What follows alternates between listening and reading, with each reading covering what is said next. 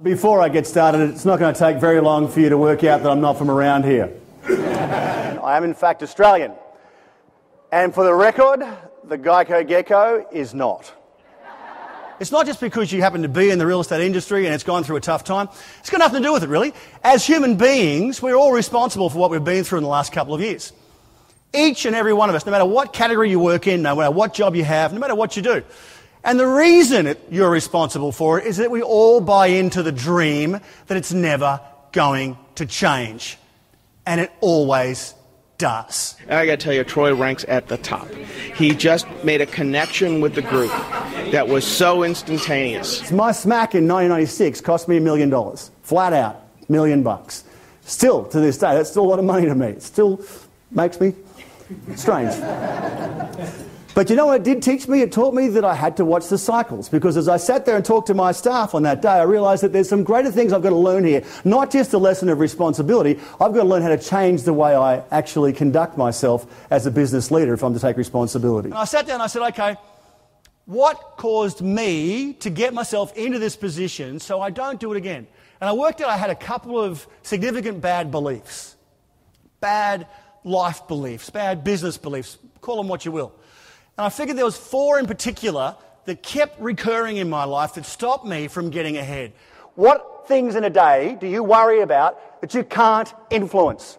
And you keep thinking about things that are drama in your life. I love the energy. Yeah, great energy and very intuitive and kind of a deep thinker, which is, it's nice, it's refreshing. What happens is we focus on the business plan. You're driven by metrics. You're driven by performance indicators or things in life that show you your worth in a company or organisation, and that's what you build your life around.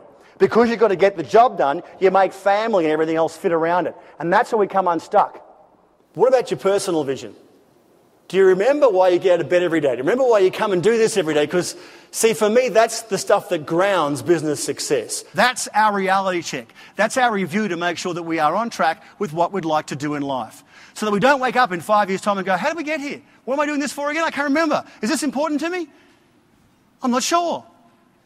This way, we get an opportunity to keep growing ourselves first and then the business. And then we sit back and go, well, then how can we make the business work for us to achieve the things in life we'd like to achieve? No different if you're working for somebody else. How can I make this job I've got, this career I've got, work for me instead of me working for it?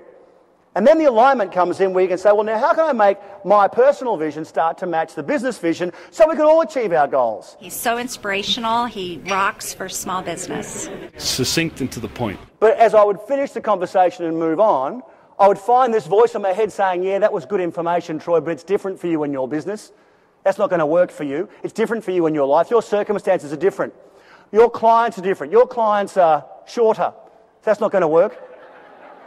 Retail is shifting, and I call it a bit of a retail revolution where we now need to anticipate what people want before they even get to us. We need to anticipate their needs and then tell them that they need it before they've even thought about it, because they're too busy and too consumed in their own lives. They're too focused on just getting on with their day. So we set about working out what would maybe be something that might unite a group, that might bring them together.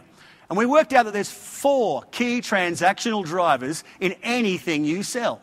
Any product, any service, any country, any language, anywhere. Now here's the key. Value does not equal money. You haven't got to put the cheapest bid in for a project. You haven't got to be the cheapest guy on the block. You haven't got to come up with the best dollar value to get the gig away. If you have the other transactional drivers going on in the relationship with your clients, if you're giving them quality, service, relationship, and ease of transaction, you will give them the perception of value. This is why you're all the same, because your clients are seeking exactly the same thing everywhere in the world. I like the fact that it makes you reflect upon yourself. You have to plan and you have to work at it. And Troy's got, I think, some very real common sense approaches to that. We all tend to look at exactly that same point as being the reason, the excuse for us not to embrace change or embrace new strategy, new ideas into our businesses. The real wealth is created in business in times of economic doom and gloom, when you can look at it and face it as an opportunity, not an obstacle. That's when we create wealth for ourselves in business, not when the sun's shining and things are great. Because, see, the sun's shining and things are great for everybody during those times. So, of course, all of your competitors are doing exactly the same thing. I thought Troy was outstanding. Troy's style is really lively on stage, and his blend of comedy and his Australian accent really makes it a pleasure to listen to him. I'd love to hear Troy speak again. Franchisors are always looking at ways to increase business, and he got to the core of what it takes to be a good business owner and got down to the real heart and soul of the personal experience of why people get in business in the first place, and I just think that's so valuable. The most important thing I can offer you tonight is when you walk out of this building tomorrow afternoon and start heading off on your leadership career, just keep it real. Because that keeps bringing you back to a sense of truth, a sense of confidence, a sense of reality, a sense of understanding, and most importantly, a sense of purpose as to why you're doing this.